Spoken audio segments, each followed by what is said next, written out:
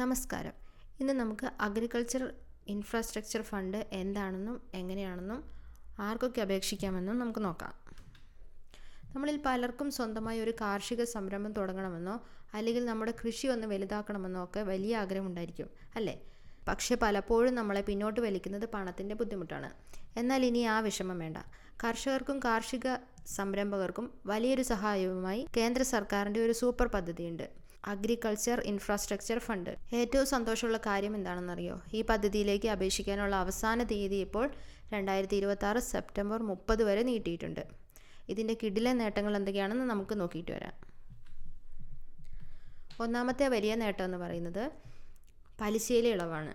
നമ്മൾ സാധാരണ ബാങ്കിൽ നിന്നും ലോൺ എടുത്താൽ വലിയൊരു തുക പലിശയായി കൊടുക്കേണ്ടി വരും. എന്നാൽ ഈ സ്കീം വഴി നിങ്ങൾ ലോൺ എടുത്താൽ 3% പലിശ ഇളവ് ലഭിക്കുന്നതാണ്. അതും 2 കോടി രൂപ വരെയുള്ള ലോണുകൾക്ക് പരമാവധി 7 വർഷത്തേക്ക് ഈ ആനുകൂല്യം കിട്ടും. ചിന്തിച്ചു നോക്കൂ, പലിശ ഇനത്തിൽ മാത്രം എത്ര വലിയ തുകയാണ് നമുക്ക് ലാഭിക്കാൻ പറ്റുക എന്ന്. അടുത്ത മാറ്റം എന്താണെന്ന് നമുക്ക് നോക്കാം. ജാമ്യമോ ഈടോ വേണ്ട. ഒരു ലോൺ എടുക്കാൻ ബാങ്കിൽ ചെന്നാൽ ചോദിക്കുന്ന കാര്യമാണ് ഈടും ജാമ്യവും ഒക്കെ.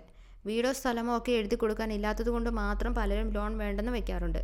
എന്നാൽ ഈ പദ്ധതിയുടെ ഏറ്റവും വലിയ പ്രത്യേകത 2 കോടി രൂപ വരെയുള്ള ലോണുകൾക്ക് യാതൊരുവിധ അധിക ഈടോ ഗ്യാരണ്ടിയോ നിങ്ങൾ നൽകേണ്ടതില്ല എന്നാണ്.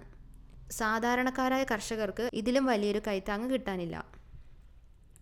ആർക്കൊക്കെ അപേക്ഷിക്കാം, എങ്ങനെ അപേക്ഷിക്കാമെന്ന് നമുക്ക് നോക്കാം.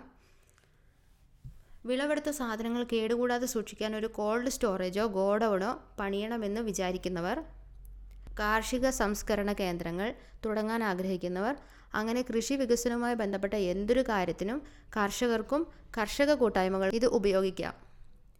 നിങ്ങൾ ചെയ്യേണ്ടത് ഇത്ര മാത്രം: നേരെ നിങ്ങളുടെ അടുത്തുള്ള കൃഷിഭവനിലോ അല്ലെങ്കിൽ തൊട്ടടുത്ത ബാങ്ക് ശാഖയിലോ ചെന്ന് ഒന്ന് അന്വേഷിക്കുക. അവർ ഇതിൻ്റെ ബാക്കി കാര്യങ്ങൾ കൃത്യമായി പറഞ്ഞു തരും. 2026 സെപ്റ്റംബർ 30 വരെ സമയമുണ്ടല്ലോ എന്ന് കരുതി ലാഘവത്തോടെ ഇരിക്കരുത് കേട്ടോ. ഇപ്പോൾ തന്നെ ആവശ്യമായ കാര്യങ്ങൾ അന്വേഷിച്ച് തുടങ്ങിക്കോളൂ.